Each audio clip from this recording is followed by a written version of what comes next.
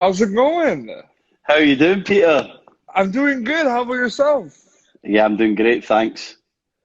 I'm really happy we were able to do this. Yeah, thanks for having me on. I've never really been on Instagram Live before, so this is my first experience. So you'll have to just take me through this step by step. No, absolutely. So basically, how it works is obviously I got my pre-tape show Popternative where I interview a lot of cool guests, but this is live on my Instagram and your Instagram as well, so your followers can see it. And it's a Awesome. really cool live chat where people can comment, ask questions. It's really cool and interactive. Yeah, great stuff. Yeah, thanks for everyone for watching. Hopefully we can entertain you for 25, 30 minutes. And everyone on my Instagram, hello. Hope you enjoy this. Now, I'm in Ottawa, and there's a lot of footy fans over there. We like Yeah. we like it here. And when I told a lot of my friends and my coworkers that I was having you on for Instagram Live, they had a lot of questions. So we're putting you to work right now. No problem. I'm looking forward to it. I've been to Ottawa a few times I've called the Canadian Championship, the game there between Ottawa Fury and TFC in the past, and I actually had a couple of friends who were teammates of mine at TFC, Andrew Wiedemann and Ryan Richter, who played for the Fury as well, and I watched the playoff game there. So I know how much people love soccer in Ottawa, and it's a pleasure to Yeah, answer their it's questions. definitely a hotbed for soccer. I mean, we love our hockey, but we like our soccer too. It's up there. Yeah, and the new team's coming to the CPL, aren't they? So that Yeah. should be exciting as well. With a team from Ottawa, connections to Atletico Madrid is going to be exciting. So that's the first question. So obviously people are going to ask questions live here, but I do have Yeah, some questions already like there's some questions prepared from my friends that asked them beforehand. So the first one is you mentioned the Canadian Premier League, the CPL. Talk a little bit about what your opinion so far of that league. well, it's great to have it. I think it's very important that we have that infrastructure in Canada and we have the different levels and different areas where players can go and find a professional game of football instead of going to Europe if there's no opportunities for them here in North America. So I love it. I think it's been a great start. I think there's been some terrific football and some great finds. It's a new league. It's going to take a little bit more time to establish itself. That's obvious. And so let's everyone just be patient. But with Ottawa joining and with the connections to Atletico Madrid, I think that's absolutely magnificent for the league. It gets us up to 8 teams. I think we need maybe four more I'd like to see. So we got up to at least 12 teams. And then we've got a proper national league, and it's only going to help the Canadian national team also. Yeah, for sure. No, absolutely. That question came from my friend Reese Whedon, and his second question was, and I'm going to add to it though. So his question was, who is the best player you have ever played against? No, the best player I've played against is Thierry Henry. No question. I was fortunate enough to play against most of the great strikers of my generation in the Premier League. I played against Drogba, I played against Rooney, I played against Shearer, Van Nistelrooy, Bergkamp, and Kanu. Everyone really. I managed to get on the field against the majority of them at some point. But Henry, round about late '90s, early 2000s, was absolutely ridiculous. He was unmarkable. I'd say the Invincibles Arsenal team were the best team that I ever played, and I played them for Leeds. I was there on loan for 5, 6 months, and we lost 5-0. He scored 4 goals, and he was unmarkable. I promise you, couldn't get anywhere near him. We were sitting in the dressing room at the end of the game. We sort of looked at each other, and there was not a lot of talking going on. But the manager just comes out with, "We actually played okay today," and we kind of agreed. We played okay, and we lost 5-0. That's a good day, guys. Well, That's an awesome story. Reminds me of the scores on the career mode on FIFA too. A lot of 6, 7 nothing. yeah. But my coworker Jordan McDonald, who's in the chat right now, he has some Uh, questions for you. So the questions he has for you is first, what was it like playing under Roy Keane and Sunderland? well, I didn't really get on with Roy Keane, has to be said. He was a hero of mine as a player. He was a guy that I looked up to a great deal. And he came in as manager, and I was very excited. And I think he had some great moments. But Roy's a guy who flies off the handle really quickly, as I'm sure everyone who's seen him play can recognise. And he's a guy who's very impetuous with his decisions. And so him and I started off pretty well. I was captain at the time, and I was injured, unfortunately. So it took me a while before I played some games for Roy. And then there was a little bit of dispute about a contract and when it was coming between him and I, and it ended up being that he wanted me to leave the club. So it was short lived. I was with him for about 4 months, but easily the most erratic manager I've ever worked with. I think pretty unreasonable in a lot of ways. But as I left Sunderland, they had a lot of success under Roy. He signed some great players, and they spent some money. So he did a good job for about a year. But when you treat professionals like that, when you treat players the way that Roy did, then it's never going to last for very long. Eventually, the dressing room is going to crack, and people are going to, what's the word? People are going to lose their professionalism and sort of go against the manager. And you never like to see that. So eventually, that happened to Roy at Sunderland and most other clubs that he worked for. Absolutely. So I just wanted to say there's people from all over the world that are tuning in right now. We have Canada, Right. we have London, England. It's pretty cool. It's amazing. So his second question has to do more with soccer in North America, and you're kind of seeing that the MLS. There's a lot of good players that are coming to play in the MLS now. The skill level is getting a lot better. What is your kind of standpoint on how soccer is changing in North America and specifically with the MLS? Specifically with the MLS, I think it's improving a great deal. I think when I joined MLS in 2013 and where we are in the beginning of 2020, we started maybe 2 games TFC had, but maybe most teams had a couple of games at the start of the season. And we're at a level now where we have a lot more consistency. We have a more balance to the squad. I think that the marquee signings, the designated players as we call them, that are coming into the league are a little bit younger, hungrier guys who are using MLS as a stepping stone. I think that's a good thing at the moment. We've saw guys like Miguel Almiron, come from South America, from Paraguay, play in Atlanta for a couple of years and move to the English Premier League with Newcastle when, the sum of money is $25-30 million. So this is the trend. This is the stage that we're in. We're still in a very much a growth stage, and I expect the next 5 to 10 years really to ramp up and up and up in terms of quality. Academies will start to produce more and more players, and I think that base, that roster of MLS player will be an even higher standard. And so I'm excited to see what happens in the next decade, Pete. I think that MLS will be really poised for its next phase in 10 years' time to become one of the best leagues in the world. That's my personal opinion. And it's great to see. It's great to see the progression.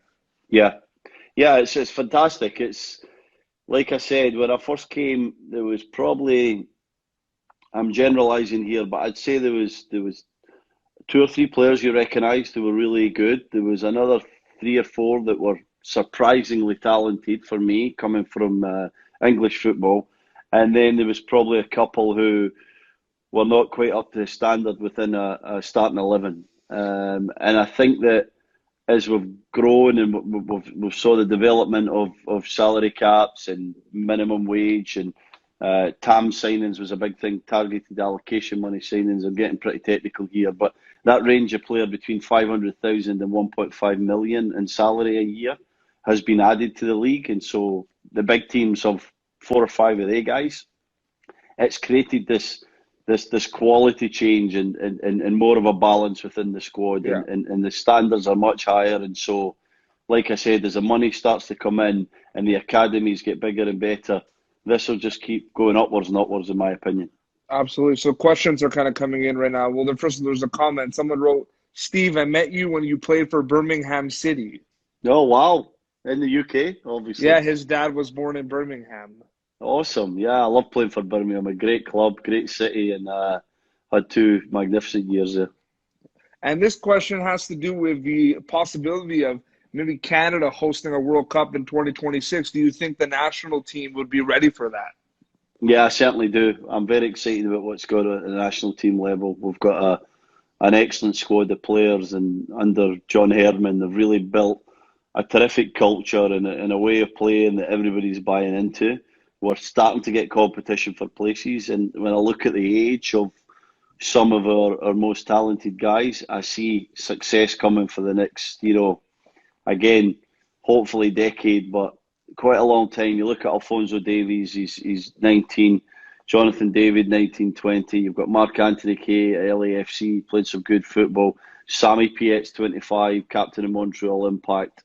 Max Crepeau's playing regularly with the Vancouver Whitecaps. And I know I'll be missing some guys out, but I just picked a few there that are supremely talented. Their experience needs to grow, and they need to get an even better understanding of international football. But it's coming. It's a pleasure to work with them, and I can't wait for the next few years ahead. For sure. Okay, Jordan has some good questions here. What club had the harshest fans, and what pitch was the hardest to grab away points on? The harshest fans, there's a few, but I always think of Millwall, a club in the Championship. Millwall's in London. I'm going to embarrass myself, my geography here. I'm not quite sure what area of London, but it is a tough spot to go and play. It's a very tough stadium. The fans are always right at you and pretty vicious. So they certainly had the tough. I think there's only about 10 or 12,000 get into the new den, but it's pretty scary stuff. I promise you, it feels like more. Toughest place to go and win, pick up a result. Is that the question? Yeah. The hardest. What pitch was the hardest to grab away points on? Oh, great one. I always struggled against Arsenal. I think that they were a team that were really difficult to beat for obvious reasons. Okay. The reason he's gonna be laughing. The reason. So Jordan is I believe is an Arsenal fan. Oh wow, yeah. So he wants to know why you hate Arsenal. I don't hate Arsenal. I just had many heavy defeats there. I've got respect for them. It's a tough place to go. Oh, I'm sure he's oh my God. That was Southeast perfect. London. There we go. Millwall, Southeast London. I was going to say East. Anyway, that's a tough place to go. I promise you. The fans are vicious. What do you think the best game you've ever played in your own career was? Callum Clark, 985. There's some good questions coming in. Yeah, that's a very good question. Best game that I played would probably be a match that I played at Old Trafford against Manchester United for Wigan Athletic. And unfortunately, we didn't win. We went down to pretty heavy defeat, but it was one of the days where we got two guys sent off. So we were playing with 9 men, which is not an easy thing to do. Playing with 10 men's hard enough, but we were 2 guys sent off. And so there was space on the pitch for Manchester United. They were a brilliant team. And cross after cross just came into the box in the last 30 minutes of that game. I think they won 2 or 3-0, but I just had one of the games where the ball just seemed to keep coming to my head, and I just managed to get it away every single time. And not every single time if they scored, but I was pretty successful, and it was one of the best games that I ever played. It's a memorable one because it was at Old Trafford. Unfortunately, ended in defeat.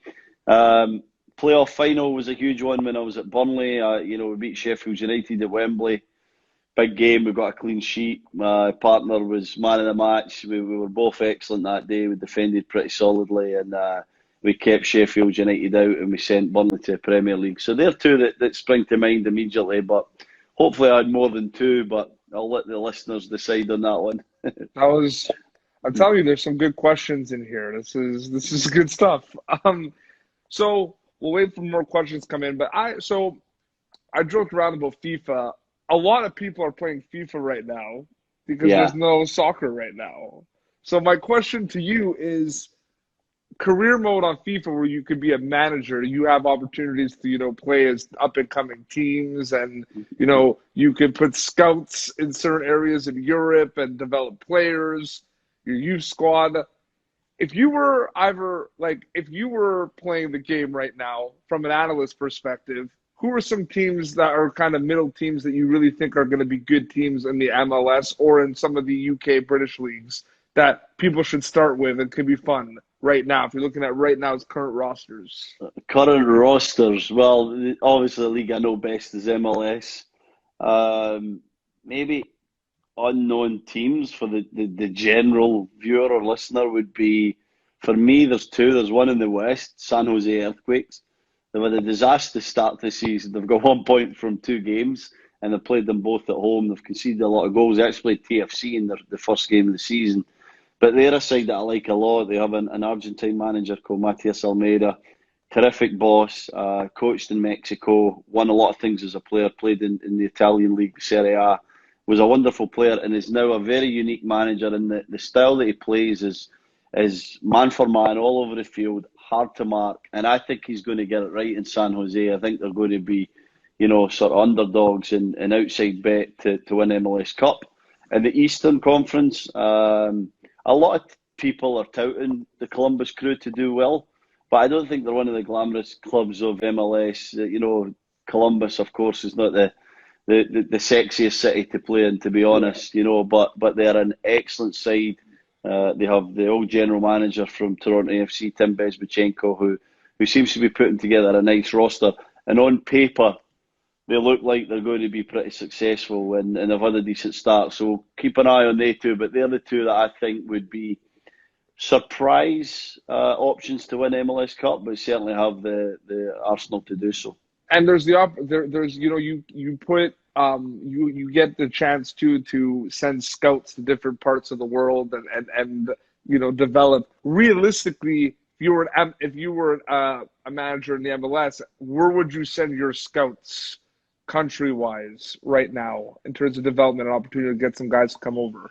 Yeah, I think South America is the best market for players just now, just because of value and because of potential as well.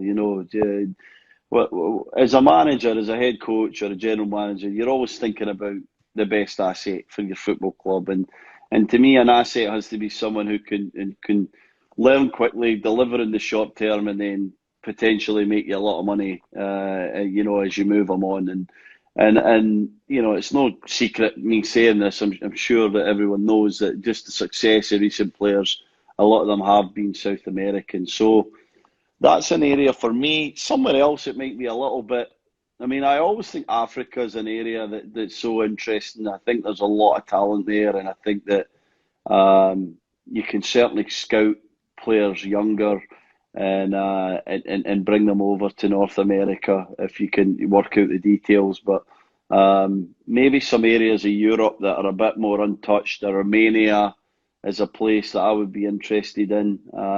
Probably a Bulgaria, an Estonia, Belarus, these kind of countries. I think there's players playing in these leagues that have comparable skill sets to step into MLS and be successful, and then give you an opportunity, like I said, to either keep them and pay them the dollars that they deserve if they play to that standard, or to move them on to make some good money. For sure, it's pretty crazy because your career now as an analyst, you're watching you're watching the MLS, you're watching all the leagues, you're kind of looking at who are the best teams coming up. You're looking at players, you're analyzing. I find it funny, obviously, because of course, social media wasn't around when you were playing in the Premier League. Yeah. Imagine what that would have been like if social media was around in the days of players like you and Rooney and Beckham. What do you think it would have looked like? Well, I'm glad it wasn't. We got a little bit of privacy then. You could go places and people didn't get their phone out and film you and let people know what you were up to. And there was often times we'd be out having beers and stuff back in the games. But the game's changed, life's changed. Everything's that little bit more professional these guys. Any slip up, it's caught and it's brought to everyone's attention. So at times I don't envy these guys, but I'm talking about Premier League players now. They get paid an incredible amount of money. They are role models and they have a duty to do things right, or at least try to do things right. We all make mistakes in life, and for me, it's a crazy world that we're in. There's really nowhere to hide, nowhere to get away from the bustle and the pace of life. Maybe this virus, this crisis is going to change things. I do think that there might be a bit of a reset button to the game of soccer as well, with the kind of numbers and the money that's flowing through it. But I don't envy these guys at times, because they don't get much of a private life, that's for sure. No, it's crazy to see that as well.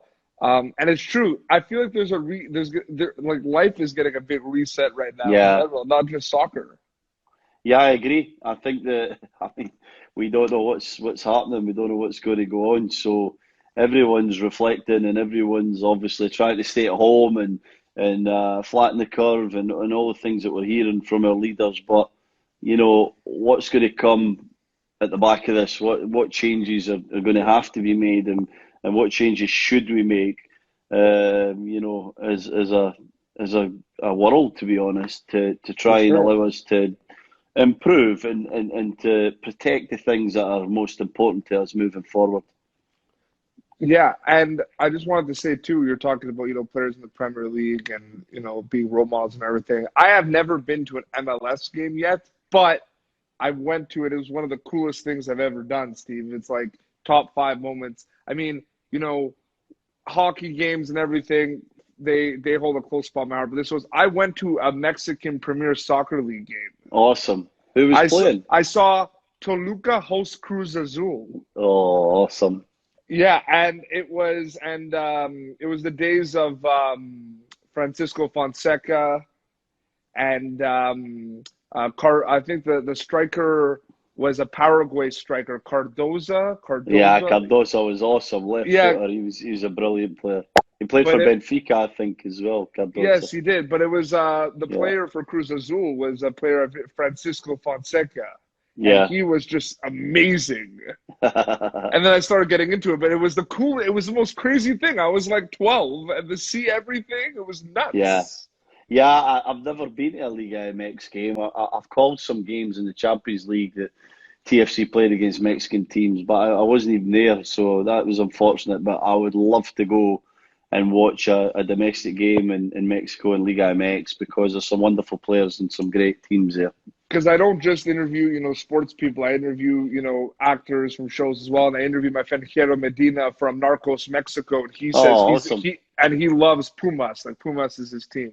Yeah, Pumas is. I mean, these Liga MX clubs, they all have just such a rich history and story, and it's how pretty they were good. formed.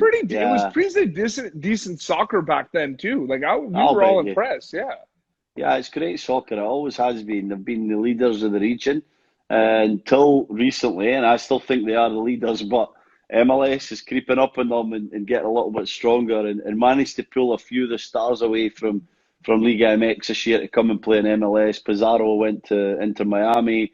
Pulido went to Sporting Kansas City, and they were guys that had Mexican internationals, bright futures in Liga MX. So keep an eye on it, but I still feel that the passion and the fervour in the stadiums makes it pretty unique. It's an exciting league. No, absolutely. I'm so happy we were able to do this, Steve. It's awesome, mate. Thanks. I really appreciate it. I hope everyone who's listening enjoyed the chat, and good luck. I'm here for anything that you need. Absolutely. So what do you, before we wrap up quickly, what have you been what have you been doing to kind of stay busy during the quarantine? Yeah, it's been tough because I went from being constantly working to having nothing, so it's been a little bit strange. I've been ramping up my podcast stuff, so there's going to be some cool content coming out very soon. So keep an eye on my social feeds, my Instagram, my Twitter, and there'll be some announcements there. But I've been doing some cool things, been interviewing some players for a little series that I'm trying to do, and I've also been interviewing some coaches for a bit of tactical talks on the styles of the game and how they were formed within certain coaches, and just getting into the details for anyone who loves the game of soccer and who's intrigued by the tactical battles that we see on a weekly basis. I've been trying to get a current Premier League or MLS player on my show. It's difficult. I'm determined, though. It's going to happen. I've got some connections, so I'm a bit luckier we'll than talk. you. That would be we'll good. Talk. We'll talk. One quick question came in. Best stadium you've ever played in? I love St James's Park in Newcastle. That's still my favourite. It was my first team. And I always say if I had one more game it would be at St James's Park. That's where I'd like it to be. But again, very fortunate. I've played at Hampden Park in Glasgow. I've played at Wembley in London. I've played at Emirates in London, Manchester United. I've been fortunate to pretty much play at all the kind of stadiums in my dreams. The only two that I'd love to have been at that I missed out on was Celtic Park, where Celtic play in Glasgow, and Rangers play at Ibrox. I never ever played at either of the two stadiums, so that's a regret of mine. Awesome. These questions were awesome. You guys are awesome. Thank you. And Steve, thank you so. Oh, what man? Now we're wrapping up, and all these questions are coming in. Can you do a quick rapid fire of a few questions? Yeah, sure. Before we wrap up. Favorite MLS moment? Favorite MLS moment was my debut at BMO Field against Columbus Crew, May 2013. And someone just wrote Stamford Bridge with question marks. Yeah, I think he's wants me to mention Stamford Bridge. Another great stadium to play at. I had one great cup win there for Burnley. We won on penalty kicks. That was a big game. I also had a heavy defeat there back in the days when, there was Robin and Duff and Drogba, and I was there with Newcastle. So they were an amazing team in the early 2000s under Mourinho, and such a hard place to go and try and pick up a victory. Absolutely. Well, thank you so much for doing this, Steve. We'll keep in touch, and thanks everyone for joining us. And there were some great questions. You were put to work, Steve. Thanks, Pete. I enjoyed it. Speak soon. No problem. Mate. Speak soon. Bye, everyone. Thank you.